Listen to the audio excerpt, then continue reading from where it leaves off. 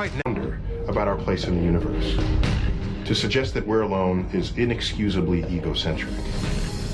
The federal government knows fully well what is taking place with regard to the UFO phenomenon. They're not sharing that with the American people. I believe that the object that I saw was extraterrestrial. These objects would hover, they would dart very quickly one way or the other. I'd never seen anything like that. Haven't since then. If even one of these sightings is correct, it's perhaps the greatest event in all of human history. Flying saucers? I don't know whether to believe it or not. The UFO phenomenon, only a shadow of mainstream science.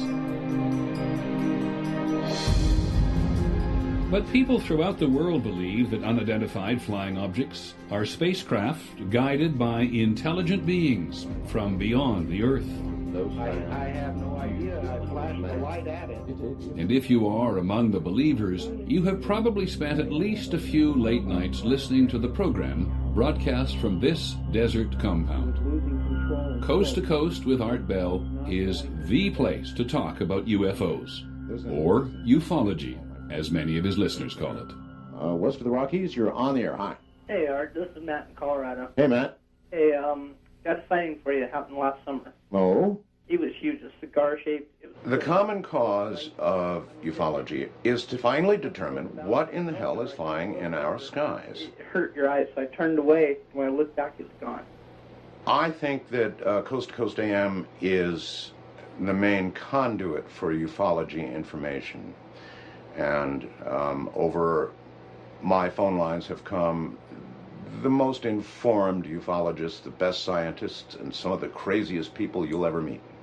And was moving very slowly with the cloud cover. It definitely overflew New York City. And I never heard about a triangular UFO until I looked it up and I found that you had seen one. Yep. And Coast to Coast began as actually a political show, kind of like everybody else's political show that radio is infested with. And one day I got sick of doing the same damn thing over and over again, same politics over and over.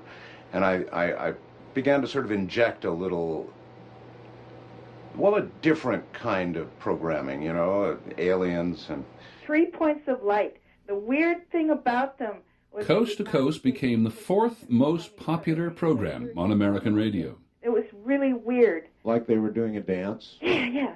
Exactly, and they went over the rooftop. I think we're fascinated with the whole concept of alien intelligence because it would be so strange if we were all alone. Imagine for a moment how it would feel if we were all alone, if there was no other life, intelligent life, anywhere in all that you see out there. Art Bell and his wife Ramona say they encountered something from out there in 1994. We were on the way home from Las Vegas, about a half mile from where we're standing at the moment. I just happened to look out the rear view mirror and just saw something coming up from behind us. And it looked like it wasn't normal. And I kept saying, what the hell is that? And this thing floated above our heads, doing about 30 miles an hour. That's a good word, float. Yeah. Floated, yeah, it floated.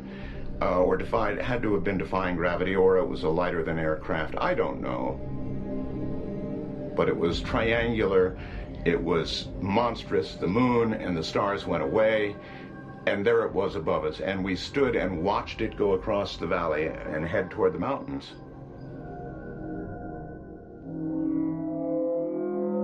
Art Bell and his wife were alone, but there have been UFO sightings with hundreds, even thousands of eyewitnesses.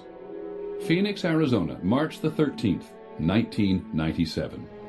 There were some incredible sightings over Phoenix called the Phoenix Lights, and they occurred while I was doing my program. I took call after call after call of people in Phoenix saying, "Oh my God, what's flying over our city?" At 8:30 p.m. that night, hundreds of people reported seeing a mysterious flying something. Security guard Bob Nelson was sitting on his porch with his dog. All at once, these 6 or 7 lights came across the top of the hill, and it was moving very slow. And then I went in and jokingly said to my wife, "We got a UFO coming over." She just couldn't believe what she seen. And then, of course, she didn't know what she seen. Sue Watson and her children, Brian, Aaron, and Kevin, were in their front yard. We saw this incredible sized vehicle. There were 5 huge lights in the very front of it, and it was in a boomerang shape. I'm only 1.5 miles from that mountain, the top of that mountain. That vehicle spent 5 to 6 minutes hovering from that mountain to my house. I don't know anything that can go that slow. It was absolutely silent, just completely gliding, just like part of the sky, just a big, big, big platform, just flying with lights in front of it. I could see it was covering stars, so I knew it was something solid. Sheriff's Deputy Thomas Chavez was in his squad car. I was sitting here facing to the east, watching the intersection, and on one of the times when I glanced up from my paperwork, that's when I saw the strange set of lights. I can't give you a definite answer to what it was. All I can tell you is what it was not, and it was definitely not an aircraft as we know it. Mike Fortson grabbed his binoculars and went outside with his wife. As it passed in front of us, all we could see was the left wing of the craft itself. That's how low it was. We didn't go fetch a camera. We didn't do anything but sit there and watch it. You actually tell yourself not to blink because you might miss something. I mean, that's how intense it was. It gives me goosebumps when I talk about it. At 10 p.m. that night, thousands of other people reported seeing another series of lights in the sky. What I'm looking at here is a light on South Mountain. Mike Christen videotaped the event from his house on Moon Mountain. When I saw the one light, it was one thing. I was just photographing the one light, and then all of a sudden another one popped up in a different direction.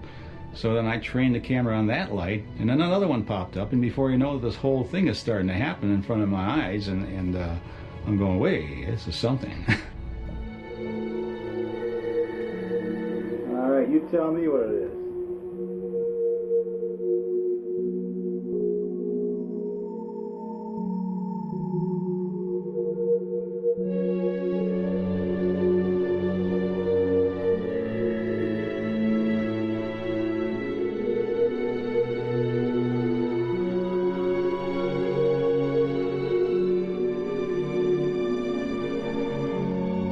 Hey, Sue?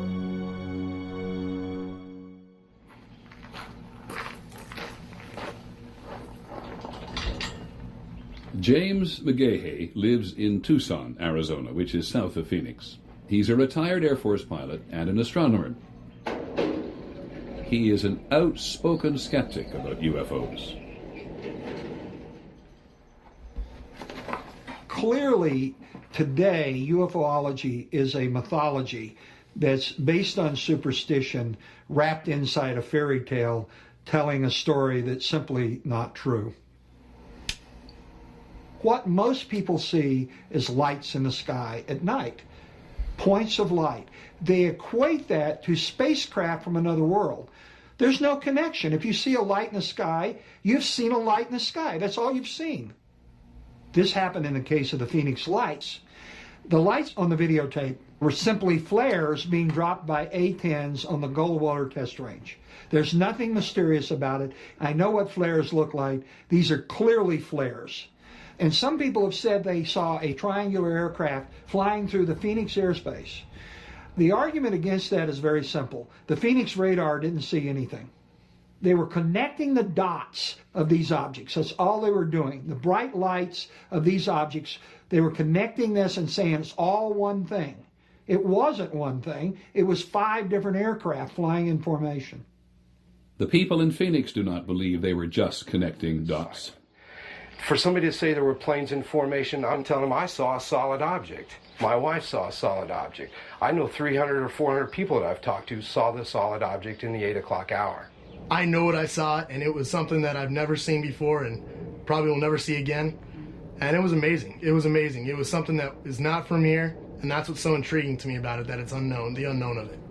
I am so certain at what I saw that I would testify in a court of law or in a congressional hearing as to what I saw, because what I saw was not an aircraft. I think it was a UFO. I honestly believe that there was a UFO. You don't have to believe me. Nobody believes it. But you'll believe it when you see it. When it comes to unidentified flying objects, seeing is believing.